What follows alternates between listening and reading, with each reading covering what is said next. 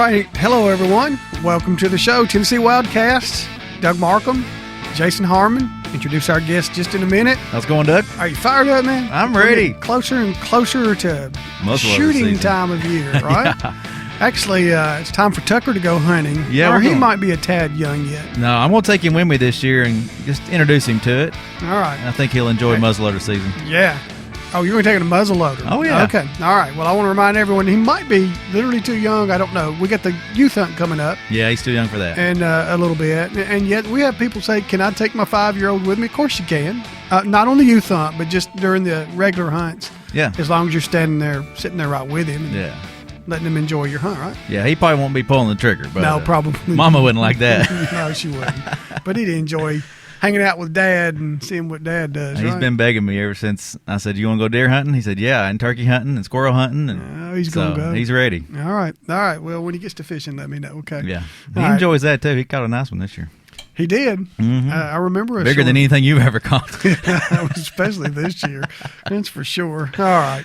I went to Florida to try to end that, and I didn't do any good down there either. Yeah. So this is a youth hunt coming up this weekend. Yes. So get your kids out 6 to 16. They have to be with an adult, 21 plus. Mhm. And so make sure of that. But get them out. And there's a lot of youth events going on. We're going to talk about that some. Someone there to take During the control of show, that too. firearm if something happens. You know. That's right. And this long archery season, of course, you can keep hunting archery, using archery through the muzzleloader and gun stuff, because muzzleloader is going to start right after we get through with the kids hunt, Right. a few days later. Mhm. That'll get going. But during those periods, you can use archery anytime you want to, during the gun and muzzleloader. If there's a little break, I can't remember without looking at the guide. I Right. think there may be a 3 or 4 day break. Archery hunters, make sure you wear your orange during the muzzleloader and gun seasons. That's a good point. That is very good. That doesn't mean you can't put on orange during that gun and muzzleloader. Right. So for sure. But anyway, a lot going on with that, and a lot of small game going to be starting up here pretty soon. November will bring a lot of small game. We'll get a small game person or two on here Yeah. and talk about that. We might talk about it a little bit today, as a matter of fact. Anyway, a couple things we want to show you before we get with our guest. We want to remind everyone, we're going to show them the license. Just to remind you, this is going to happen on Halloween Day, October 31st. Mm-hmm. A few more days. Your licenses are going to change. You're going to be getting a piece of paper when you buy your license at a lot of agents, or if you do it at the house, it's going to look like that piece of paper that Jason's got up there. Mm-hmm. Some of you will still buy that old durable stock. There's 1,200 license agents in Tennessee. About 300 of them are still going to sell that thing that looks kind of like a grocery store receipt. Yep. A little more durable than those, though. So you'll still buy that in some. But if you want to come home after you buy that and get your piece of paper, I understand you can go Yep. online and do it. You can print out as many of those as you want. It don't cost you a dime. And you can put one in each pack, in each pocket, in each glove box. You can have your license with you at all times. That's right. And the cool thing, too, is you can also get it who doesn't carry these Right. around now? You can also put it on this cell phone, and it works just fine, and you will get an email sent to you when you buy a license, and we'll be telling you all this again on March 1st, Mm-hmm. when most of you buy licenses. But some folks are buying this time of year in the fall. Yep. So, and then the app is important to us. Just if you've never gone to it, put it on your phone. About 300,000 downloads now of our app, and it's going to get better. We also want to remind you about and we might get Richard to talk about that a little bit today, but we can talk, we want to remind you that there are shooting places, shooting ranges that you can go to, thank you, all across the state. And this one's at one here in Middle Tennessee, but they're east-west. They're all over the Right. place, and they're public ranges that the agency operates. Go on our guide, and you can see what they are. And a lot of them, we talked about this earlier in the year, are referred to as, I think, Tier 1 Unmanned. ranges. They're unmanned, Mhm. and those now, if you buy a hunting license, you can go shoot without having to buy a permit for those anymore. Okay, Right. They're not manned. This particular range is Stones River you're looking at, and it's a manned range, and it still costs permits to go do that because there's a lot of activity going on. But there's a lot of unmanned. When one comes to mind in Middle Tennessee is Yanali. Mhm. It's unmanned, and you can go shoot on that range Right. without having to worry about a permit. We also have coming up here in a few weeks, and we're going to do a podcast from there. We'll get Todd to go with us and Jason, and we're going to go up to in Kentucky with our friends in Kentucky. They're trying to bring a lot of attention to these Asian carp we have, and these are silver carp that we found in the Duck River a few years ago. See how big they get, and then you multiply that one by like 1 billion. I'm exaggerating, but by a lot of fish. These things are really reproducing in our rivers, and they are filter feeders. They're taking a lot of that good algae, or they're not algae, but the micro organisms out of the water, and it's the beginning of the food chain. And we're worried about these things. And so we're working with Kentucky in a few weeks to try to bring attention to what we're doing, what Kentucky's doing, how sportsmen can help us, how maybe commercial netters can help us knock these things back in our waters because they're in here and we want to get rid of them. And in the photo, I just noticed this. There's our two fishery chiefs right there working with these fish. That's exactly what. That was on the Duck River here in Middle Tennessee a year or two ago. You see, and they get bigger than that one. That's a silver carp, and they even get larger than that. And the ones that jump are the ones that we're really worried about, and that's these guys right here. Right. Yeah. They'll cause it's also a big-headed carp that causes problems. Big problems when you start jumping out of the water like that in the large numbers. They will. All right. Any other current events we need to hit before we move on? We're still out there on Facebook. We're out there on Twitter, posting new stuff every day, all across the state. We're on now one Facebook. We had regional Facebooks, but now we're just one big Facebook. You can find everything you want to know about us in one spot.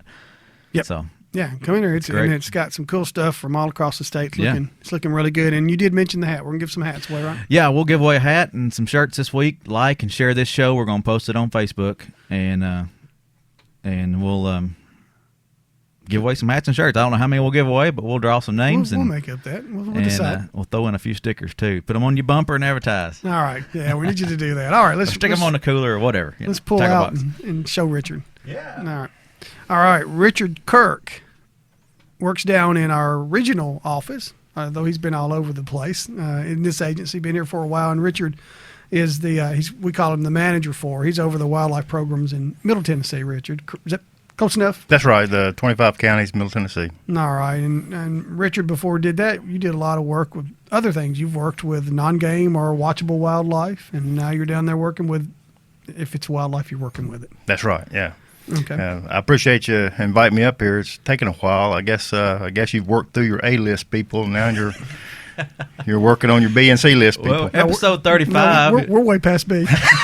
There you go. 35 what now? Yeah, episode 35 today. So. Yeah. No, Richard, you're always a great guest. I've had Richard on with me on previous shows that I've done. I appreciate you coming up here, and I didn't give you much notice. You're probably watching the Titans when I sent you a text. And anyway, thanks for coming in. You got a lot of wildlife management areas in your place. You got a lot of youth hunts going on those, and let's talk about those first because they're coming up so quickly. What's going on? Sure. WMAs that are open statewide season, the youth hunt's going to be the same dates. It's October 29th, 30th.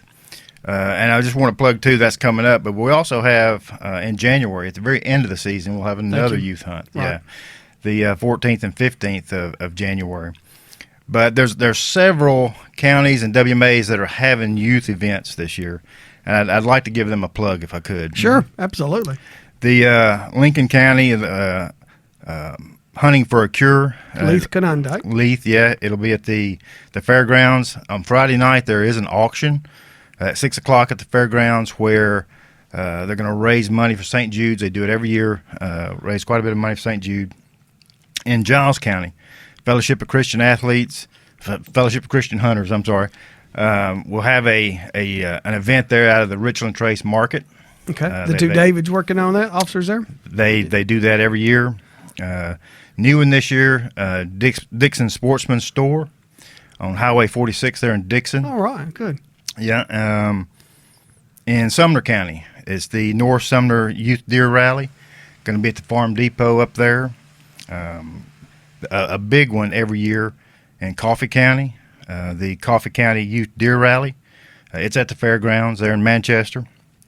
And then on WMAs, Cheatham WMA will always has an event with hot dogs and whatnot. And Bear Hollow as well always has an event at the campground there on Highway 16. Okay, and want to remind Richard is representing Middle Tennessee, the 25 counties here, but this goes on all over the place. Oh, it does. Across the state. And you just either look at our website or get in touch with your local regional offices and see what's going on in your area of the state. But those lines don't mean that you can't come. Oh, absolutely. Yeah. You come across those lines and come into Middle Tennessee if you want to. That's a lot of events. It is. And you know, it means a lot to the community. It means a lot to families that can get out and take their kids, daughters and sons, fishing and hunting. Just getting kids involved in the outdoors and sporting events. That it really does add to a family's recreation. Okay, and we talked about that a little bit last week with Jim Stroud, Yeah. great volunteer, and he talked about that some, Richard. He talked about how once you got some of the other folks involved, especially he said the wives, then the whole family seems to get involved with some of these events. Get the kids going, mom will follow, get her involved, and hey, Yeah. you just don't know. We just want to get you outside. We want you to get off of these some and go outside and Buy your license on that, and then just go out. In the yeah, woods. and leave it in the truck. All right, let's talk also, Richard, about some of the wildlife management areas. Unless you want to hit on something else real quick. Now I'm ready. Okay, Richard is part of his job is working with other folks in the agency who help manage our wildlife management areas across the state, and in Richard's case, Middle Tennessee. And these are public areas that are open for you to go hunting on if you have the right permits and licenses and all that kind of stuff. They're all in our guide. They're all listed out there in alphabetical order by region. Easy to find. But let's talk about some of them that you have in the mid-state. Let's start with Percy Priest. Okay, Percy Priest. Percy Priest is a unique area, and it's about 10,000 acres that surround 14,000 acres of water in Percy Priest Reservoir. But what's unique about it being so close to urban environments, Davidson County, Rutherford County, Nashville, Tennessee. Nashville, yeah, Murfreesboro. it gets a lot of pressure from just in its location. Hunters don't have to go very far. They can, in some situations where their subdivision backs up to WMA boundary, they can just basically walk out their back door and hit the WMA and do some hunting. Right now, in fact, I checked the harvest records last night, and Percy Priest right now is leading WMAs in Region 2 with harvest during the bow season. I want to remind everyone, too, as you look through the guide and you see these different WMAs, definitely look at what restrictions there might be or special regs, I guess I should say regulations. Percy Priest, for example, you're not allowed to use a rifle out there. Is that correct? Right. Percy Priest is divided up into two units, Unit 1 and Unit 2. Mm-hmm. Unit 1 is archery only.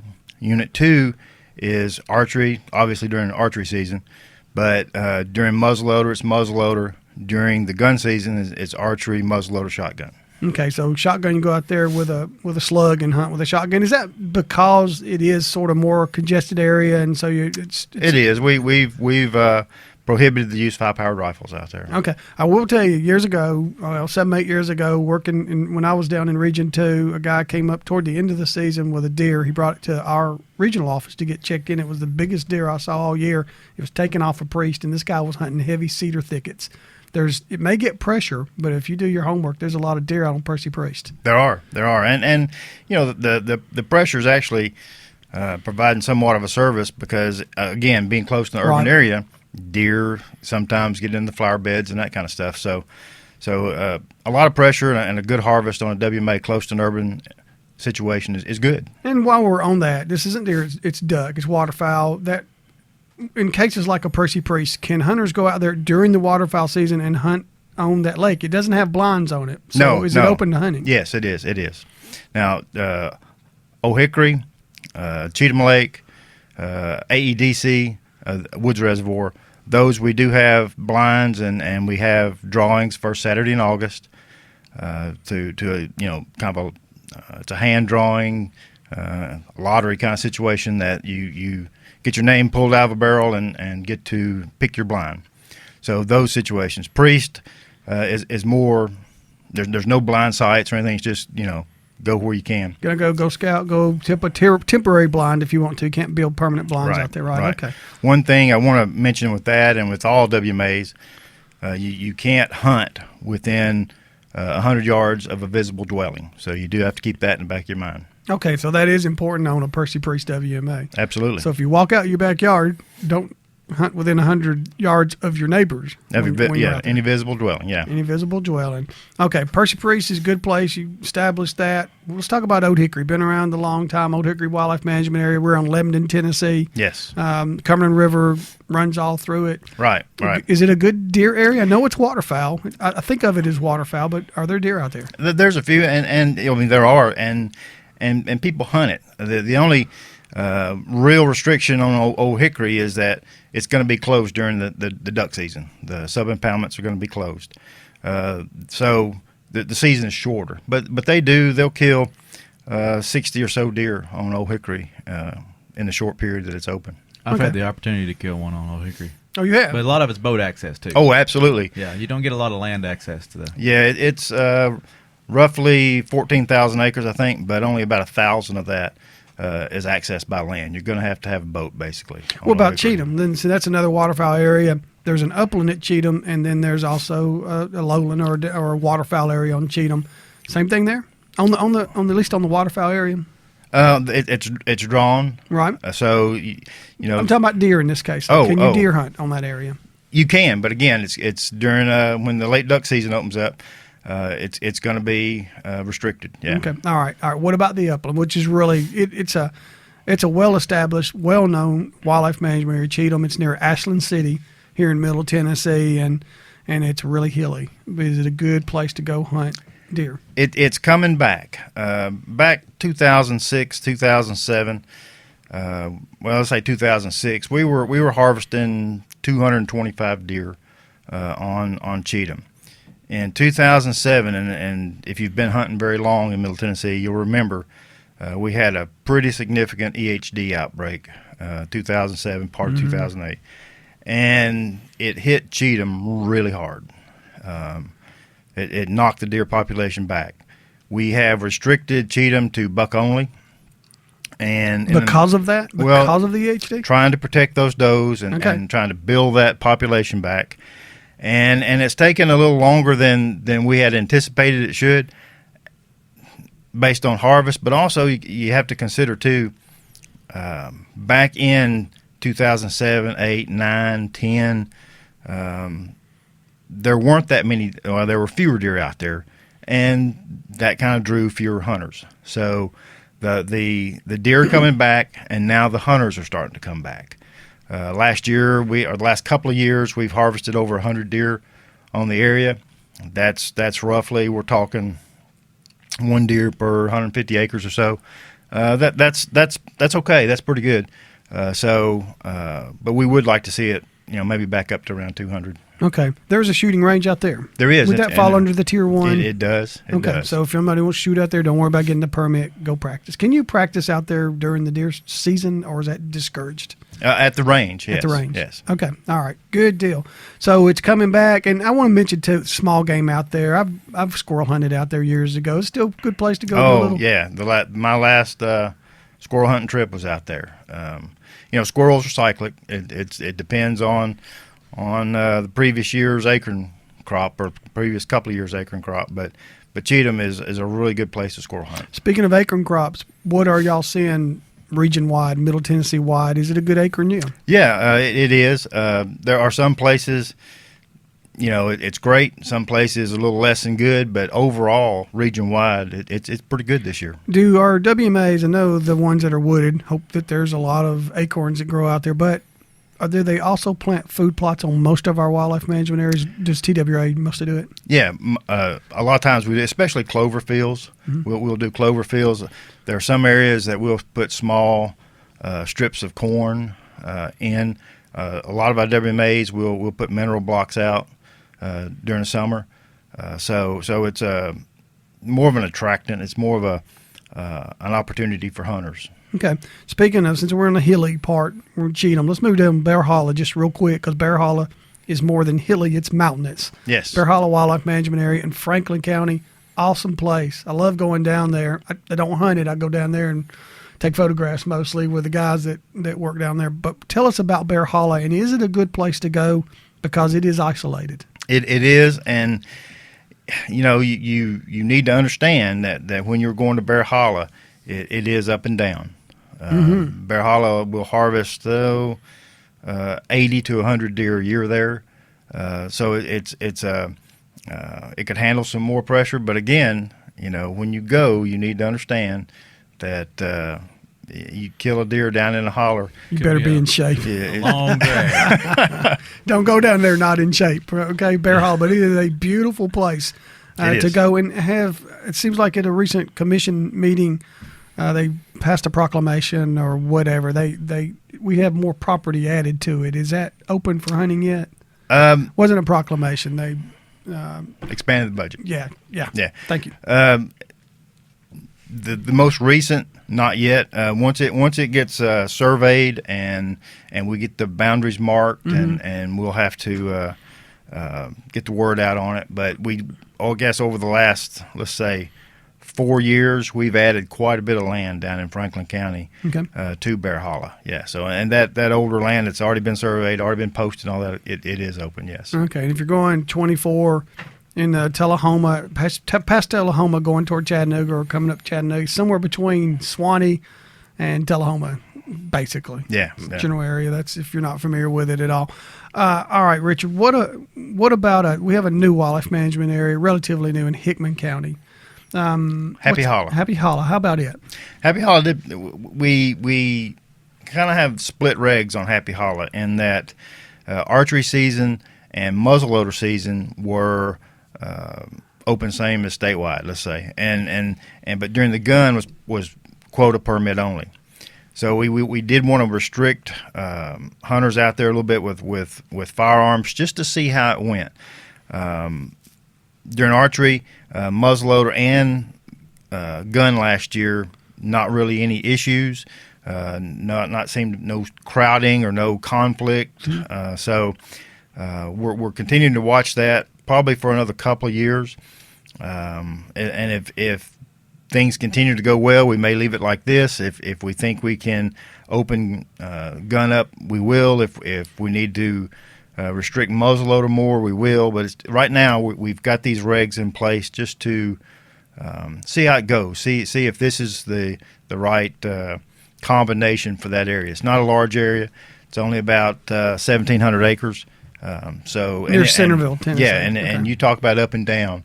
It is up and down. And I haven't been on that piece of land yet. There's limited access. There's only one good ridge that has access. So if you want to hunt, the other ridge or other two ridges that are on the property, you're walking over there too. So. Okay. All right. So we need a lot of people that are in shape on some of these WMAs because some of those flat areas. One thing I'd like to say too on these WMAs, or just the agency in general, works really hard to provide public land for these people to hunt and fish, and we're trying to acquire land all the time. So that's one thing that we're trying to do for you, the sportsman, is to provide opportunity. And the real estate team's looking for land all the time. So yeah, try to get you out there and get you hunting, Richard. And I noticed these WMAs aren't cookie cutter. You don't manage one the way you manage another one.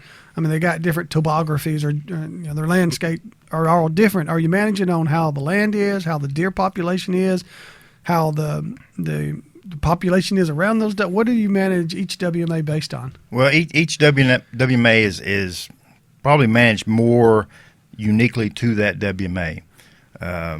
For Old Hickory and Cheatham Cheatham Lake being primarily waterfowl areas. We talked about the Cheatham Upland, the situation there.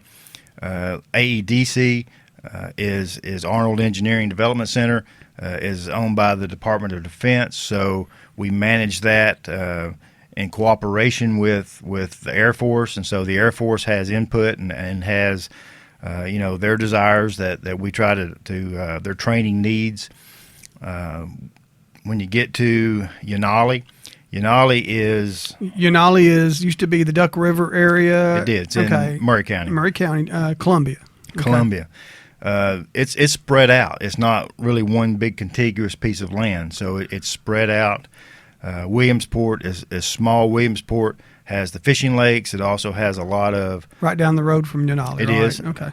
Has some non-traditional uses like horseback trails, and so we kind of take that into consideration. Laurel Hill, mentioned Laurel Hill. It's our quality deer management, let's say, area. It is, and I want to get on that. Does every region have an area like a Laurel Hill? Are we trying to manage one or two areas across the state for trophy bucks? Probably 8 to 10 years ago, the commission asked the agency to see if we could find one area per region that we could see if some antler restrictions would start creating some more quality deer. and Laurel Hill was selected in Region 2 Okay, Middle Tennessee. to be that area. All right. And Laurel Hill is Lawrence County, Lawrence down County. near Lawrenceburg. Northwest Lawrence County, yeah. Okay, all right, go ahead. And, you know, the regulations down there changed a little bit in the very beginning, kind of fluctuated. The last few years, it was 5 points on one side or a 15-inch spread. Pam McDonald is the WMA manager there. She's been there, I guess she's about her third year. And Pam does a good job keeping up with the harvest and what the data's saying. And I guess it's been a couple of years ago, and looking at the data, and at that time it was 5 on one side or 15-inch spread, the average points was 8.3, something like that, and 15-inch spread. So what that was telling us is it was the 15-inch spread that was carrying that harvest. It wasn't 5 on one side. So if hunters are primarily harvesting 4-point deer that are 4 on one side deer with 15-inch spread, let's lower that antler restriction to 4 on one side, 15-inch spread, and see if we can provide a little bit more opportunity, a little bit more harvest. Yeah. Okay, but it's still a nice sized deer. Yeah. And what did y'all tell them? How does a hunter tell there's 15-inch spread? The main beams extend past the ears. Okay, all right. All these, I want to talk about turkeys before we run out of time. All these WMAs and all the restrictions or regulations are listed in the hunting guide, correct? Absolutely. And if you have questions, you can call Richard, and we'll give you his personal phone number. It's you can call Richard in Region 2. All our guys are available through the regional offices, and you can reach them there. And this goes on across the state, right, Richard? There's folks in your position all across Tennessee doing the same thing with folks in the field and trying to do the best they can for what the sportsmen want. And you know, at any given time, there's 4 or 5 people in the office that are good at answering questions. Okay, all right. Let's talk turkeys real quick. Mm-hmm. You are in an area of the state where there's been some thought that the turkey population may have dipped some in 2 or 3 counties, 3 or 4 counties down in the southern Middle Tennessee. Long story short, it's led to some studies you were involved in a few years ago. We got some photographs of you working down there and taking some organs out of turkeys that we're studying to see if there's anything wrong with them. Tell us what you were doing and where are we with fast forward to today after that. We started, I guess, getting a little concerned with turkey harvest in Wayne, Lawrence, and Giles County 5, 6, even 7 years ago, and started watching it and realized that we monitor harvest. That's what we use, and you know, it takes at least 3 years to get a trend. 5 years is better. But we were getting concerns from local hunters with the declining harvest, and their concern was disease. So we partnered with the University of Tennessee to take organs, tissue samples from hunter-harvested birds in Wayne, Lawrence, and Giles, also Murray and Bedford, because harvest hadn't really declined much actually hadn't declined at all, and Murray had gone up, and Bedford, to kind of compare. And so for 2 years, we asked hunters to bring their birds into check stations. We collected our tissues, sent them off to UT to get analyzed. Had about a little over 200 birds sent to UT. And looking at that, a lot, just like anything, gets exposed to a lot of different diseases. You and I, everybody gets exposed. Mm-hmm. Doesn't mean we have disease. But they looked at blood, they looked at tissue, they looked at a lot of stuff, and didn't really come up with a whole lot. Small, 3 out of 200, I think, had DNA from a protozoa called blackhead. But what that did was start us looking at. Go ahead. Started us looking at what really is going on with turkeys down there, what holistically is going on, because there's things that drive turkey populations and communities: competition, predation, disease. So we started a study with UT again, $1 million study of federal money, right, to look holistically at what's going on. Okay, and I'm sorry to cut you short on that, Richard, but it's not money coming from sportsmen, right? No, it's federal aid money, and it's going to find out over 6 years what might be going on there, and it can be used across the state to help manage. Absolutely, yeah. Okay, we'll get you. I'm sorry I shorted you on that some. But the news isn't bad. It's just not known right now. Right. Well, the big picture. What's going on? Big picture down there. Okay. All right, Richard. Thank you a lot. Thanks, Richard. Jason, thank you a lot. We'll be back next week. Yep. And watch all our Ode shows. Thanks, Richard. Thank y'all.